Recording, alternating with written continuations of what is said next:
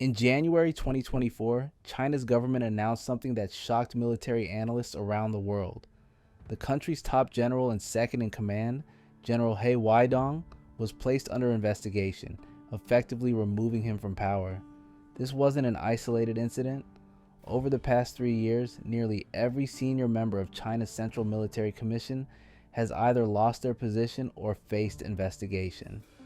Combined with earlier waves of purges since Xi Jinping came to power in 2012, the scale of this military restructuring is enormous. More than 17 generals have been removed, 8 of them from the top commission itself. Beyond the visible purges at the very top, the anti-corruption campaign has extended far deeper into the military hierarchy and across civilian bureaucracy, resulting in punishment for more than 200,000 officials since Xi took office. What makes this latest purge extraordinary isn't just the number of people losing their jobs. It's who they are, how close they were to Xi, and what their removal means for China's ability to launch military operations against Taiwan in the coming years.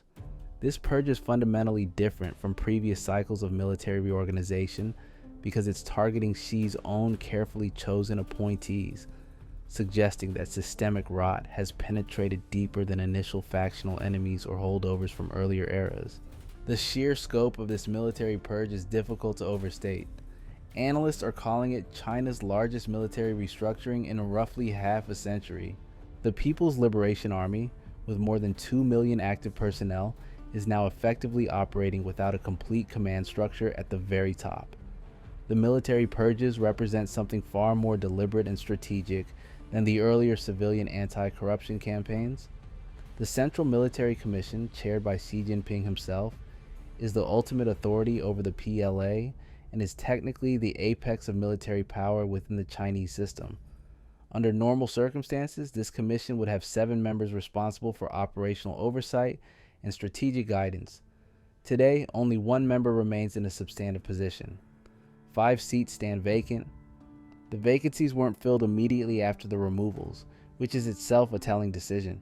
It suggests Xi is taking his time, perhaps waiting until 2027 when a new Communist Party Central Committee will be selected and new military commission members will be appointed.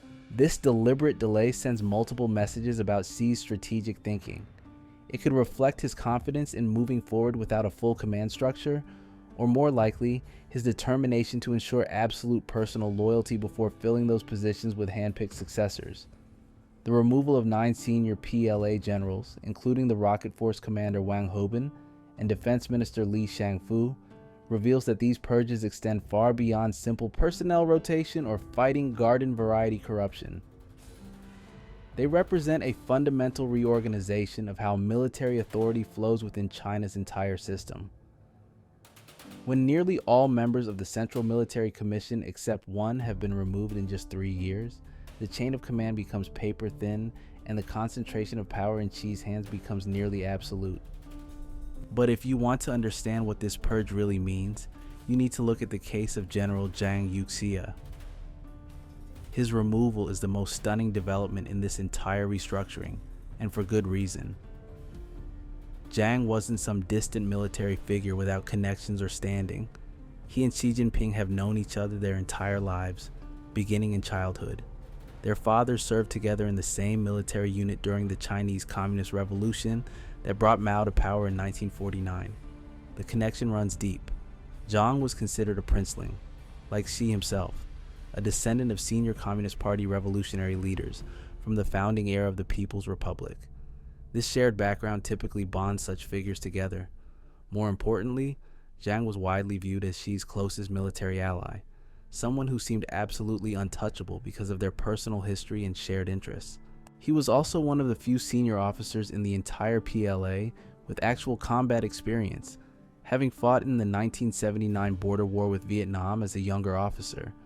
That battlefield experience was rare among China's current military elite, many of whom rose through administrative or political ranks rather than operational commands.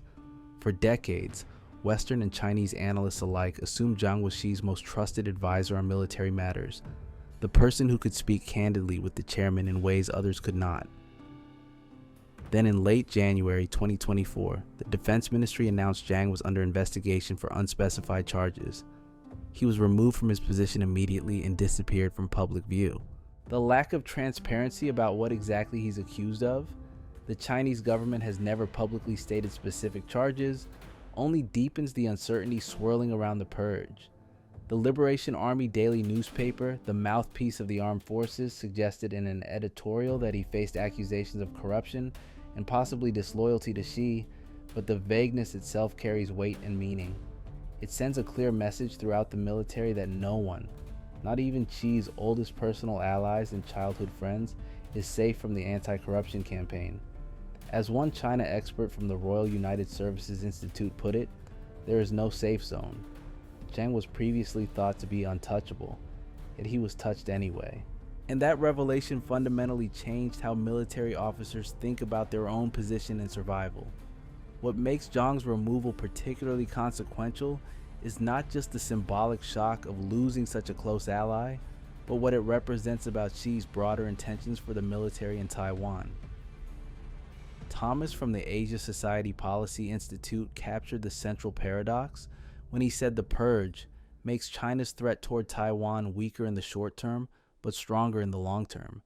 This duality is crucial to understanding what's actually happening here and why simple conclusions about Chinese weakness misread the strategic situation. In the immediate term, China's military is facing real and measurable operational challenges. The command structure is disrupted at the highest levels. Morale among the troops is being damaged by the uncertainty and constant investigations of their superiors. Trust relationships between officers are strained as careers collapse seemingly without warning. The loss of senior leadership and institutional experience creates a knowledge and experience gap that can't be filled overnight, no matter how well-trained replacements might be. Some analysts have suggested that military action against Taiwan becomes less likely precisely because of this near-term chaos and the disruption to planning and coordination.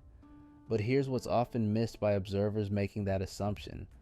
Xi's impatience with the PLA isn't fundamentally about weakness or bureaucratic reshuffling, it's about control and loyalty. Xi has explicitly instructed the PLA to be ready by 2027 to compel reunification with Taiwan. This deadline is not coincidental or theoretical.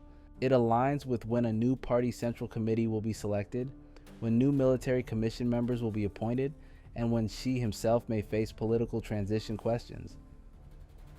The purges, viewed in this temporal and political context, aren't obstacles to aggression, they're preparation for it.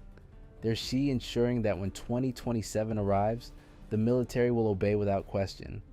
As Shanshan Mei, a political scientist at the Rand Corporation, noted in analyzing this dynamic, purges can indeed degrade near-term readiness and operational capability, but over the long term they dramatically increase political control over the military and reduce dissent, thereby easing the path for riskier decisions down the line. The short-term pain of disruption is an acceptable cost for the long-term benefit of absolute control.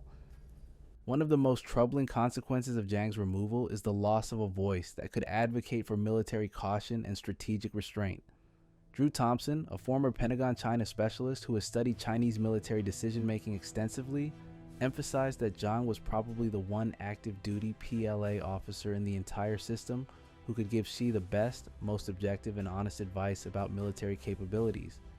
Zhang could tell Xi not just what was theoretically possible, but what was actually achievable given real constraints. He understood the PLA's shortcomings and limitations in ways that younger officers might not.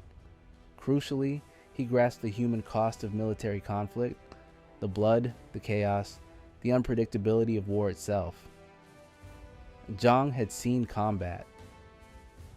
He had experienced battle firsthand in 1979. He understood the messy, chaotic reality of war beyond the classroom or simulation. He wasn't a pure political loyalist elevated for his ideology or his loyalty to Xi's faction. He was a professional soldier who had earned his position through experience. Now he's gone. And here's the genuine danger that keeps strategic analysts awake at night.